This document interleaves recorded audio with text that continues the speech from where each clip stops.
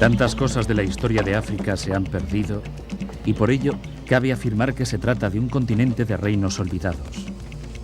Fueron los imperios africanos los que en la Edad Media abastecieron a Europa con oro y marfil, contribuyendo así al apogeo del Renacimiento. Aún así, siglos después, los árabes y los europeos, precisamente aquellos que más se habían beneficiado de las riquezas y de la generosidad africanas, conspiraban para negar a África su inmenso legado histórico y cultural. África, la historia olvidada. Primera parte.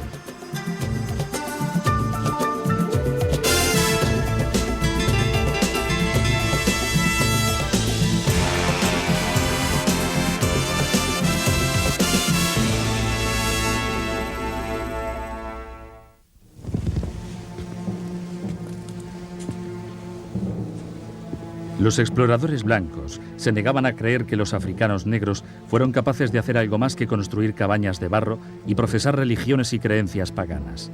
Para justificar la explotación a la que sometían al continente de la África negra, reclamaron el origen de las civilizaciones perdidas para sus antepasados blancos.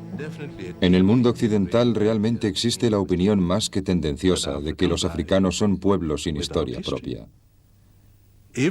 Incluso los profesores más reputados de historia moderna de mi vieja y querida Universidad de Oxford se dirigían a través de los medios de comunicación a la opinión pública afirmando que a lo mejor en el futuro habría una historia de África, pero que en la actualidad esta no existía.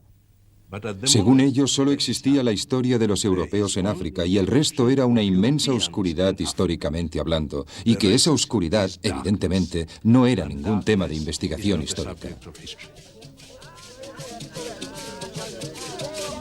Las grandes civilizaciones africanas se basaban en la tradición de transmitir su historia oralmente. Es la historia de jefes poderosos y de conflictos tribales.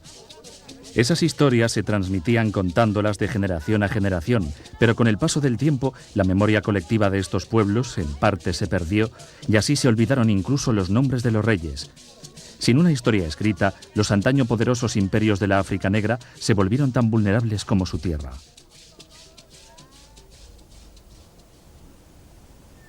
Hace 800 años, esta tierra accidentada y resistente, cercana a la frontera de Zimbabue con Sudáfrica, fue el territorio de uno de estos reinos olvidados, el reino Mapungubwe.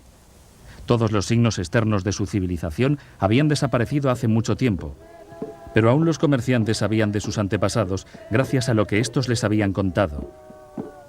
Aquellos grandes reyes y reinas fueron enterrados aquí en tiempos inmemorables, encima del sotobosque, en lo alto de un peñasco. Una sepultura construida con miles de toneladas de tierra transportadas aquí arriba para cubrir esta roca pelada. Cada uno de estos ilustres muertos fue adornado con oro antes de que se sellaran las tumbas reales.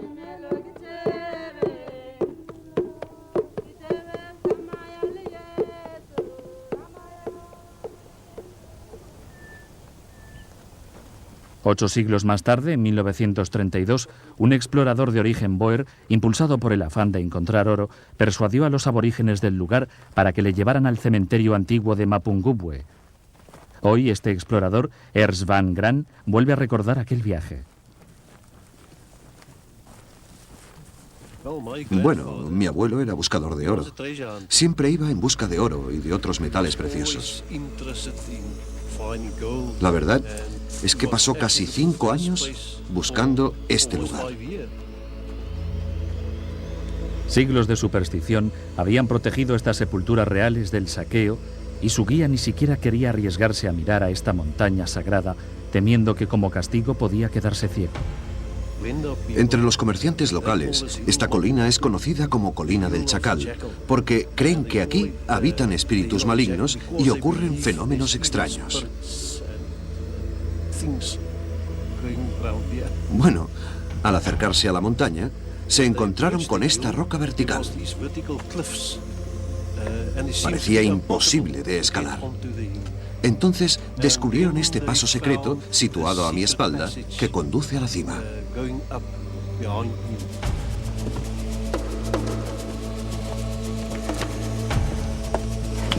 Cuando el equipo de Van Gran empezó su ascensión, encontraron agujeros grabados en la superficie de la roca, que resultaron ser una antigua escalera de acceso para llegar a lo alto de una chimenea oculta. Tenían miedo que el ascenso a las sepulturas reales pudiera estar lleno de trampas construidas con vigas gigantes que podían caer y aplastarlos en cualquier momento. Pero su escalada fue segura y sin problemas. Estaban a punto de descubrir uno de los últimos tesoros reales que todavía quedaban en Sudáfrica. Normalmente, los objetos bañados en oro iban a parar a un crisol, y así otro capítulo de la historia de África hubiera quedado condenado al olvido. En principio, ese fue su plan, pero afortunadamente, en el último momento, el hijo de Van Graan tuvo remordimientos de conciencia. Entre sus hallazgos había un cetro y un rinoceronte, ambos de oro. Comparado con los verdaderos tesoros de Tutankamen, aquello eran baratijas, pero aún así fueron los pocos objetos de metales preciosos que reflejaban el vínculo con un pasado olvidado hace mucho tiempo. Van Graan había sido estudiante de historia en la Universidad de Pretoria y por eso era consciente de la importancia de aquellos objetos, lo que le llevó a donárselos a la universidad. Aunque rescatados, aquellos tesoros permanecen ahora en las dependencias de los departamentos de arqueología, ocultos a la vista del público. Cerámicas encontradas en excavaciones posteriores en el mismo lugar probaron que allí había existido un enorme poblado mapungubwe. Hasta ahora, la Universidad de Pretoria solo permitió a algunos arqueólogos el acceso a estos hallazgos tan importantes. Estos son los objetos más importantes jamás encontrados en la África subsahariana, y que las autoridades que ahora los custodian solo sacan a regañadientes en contadas ocasiones para que puedan ser fotografiados, y a continuación los encierran otra vez. Para eso podían haberse quedado muy bien donde estaban, enterrados en su lugar de origen. Todo este secretismo tiene su origen en la propia política de apartheid. Los colonos holandeses mantenían la tesis que blancos y negros llegaron a esta tierra aproximadamente al mismo tiempo, por lo que ambos tenían los mismos derechos sobre ella. Cuando los análisis efectuados con carbono radioactivo establecieron que la presencia de los mapungubwe databa de principios del siglo XII después de Cristo, los surafricanos blancos se quedaron consternados y se negaban a creer que los negros habían llegado 400 años antes a esta región que los primeros pioneros blancos. Los científicos blancos de Sudáfrica examinaron y reexaminaron los restos de mapungubwe, siendo el resultado siempre el mismo, 1200 años después de Cristo. Con tantos colonos blancos en Sudáfrica, sus argumentos se basaban en la premisa que a su llegada la mayoría de este territorio estaba deshabitado. ¿Qué significa que esta tierra pertenece a África? Nosotros llegamos casi al mismo tiempo que los negros, por lo tanto, ellos no tienen más derecho que nosotros, lo que significa que nosotros tenemos tanto derecho a esta tierra como ellos. De modo que si se les dice, los negros han estado aquí cientos de años antes que vosotros, eso deja sin fundamento a sus reivindicaciones de un estatus especial en Sudáfrica.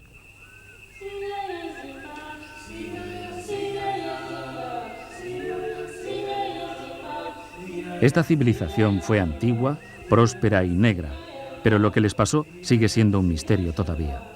A lo mejor llevaron su ganado a las extensas pasturas más al norte, donde el clima de estas tierras altas es más fresco. O quizás se convirtieron en los antepasados de otro reino de la África negra, buscados durante mucho tiempo. Tan solo hace 100 años y 200 millas más allá del río Limpopo, se descubriría uno de los mayores imperios de África.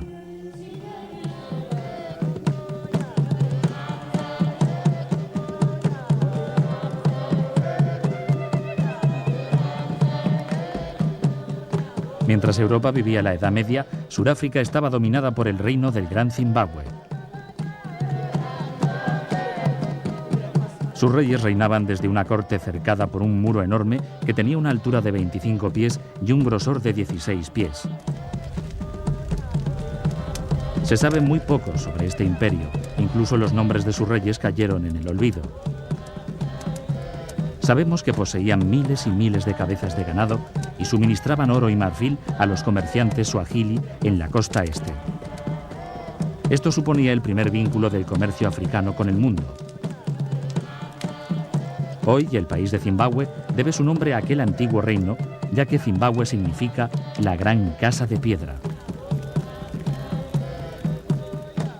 Hasta hace poco tiempo, su verdadera historia fue negada por los blancos, ya que estos estaban convencidos que los africanos no podían haber sido capaces de construir obras tan monumentales.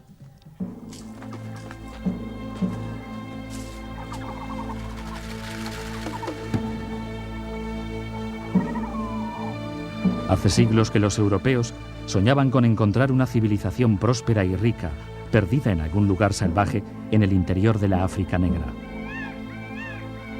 Karl Mauck, un explorador alemán, había oído hablar de antiguas ruinas de piedra en un territorio sin explorar al norte del río Limpopo. Él las estaba buscando durante meses antes de tropezar finalmente